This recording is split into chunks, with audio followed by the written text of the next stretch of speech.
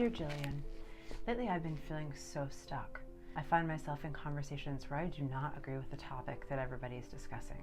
These conversations drag on forever, and sometimes it's gossip, sometimes it's complaining, sometimes it's just stuff I really don't want to talk about.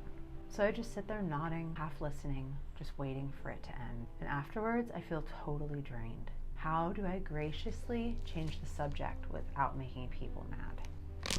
Oh, friend, I don't think you're alone.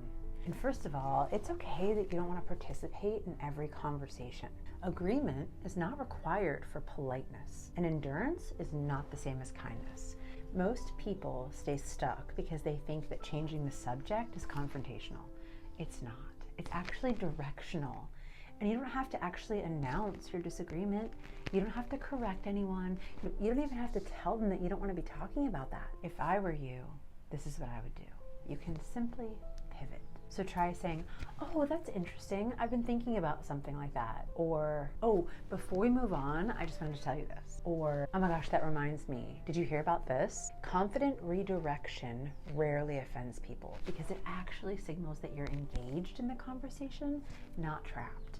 And if somebody pulls the topic back, that kind of tells you something about the room. Whether it's family or friends or a coworker, you are allowed to protect your energy. You are allowed to steer your own participation, and you're allowed to contribute to a conversation without co-signing to something you don't agree with. Grace in a conversation is not silence. It's subtle leadership. Even thinking about it shows that you are capable of that conversational direction. And honestly, you're probably not the only one in the room that feels that way. So these people are looking to you to make that change in direction because they all probably feel a little uncomfortable. And if you change the direction and it doesn't stay, then at some point you're going to have to look at whether or not you really want to sit at that table. This is how your brain strengthens conversational confidence. You got this. Remember who you are.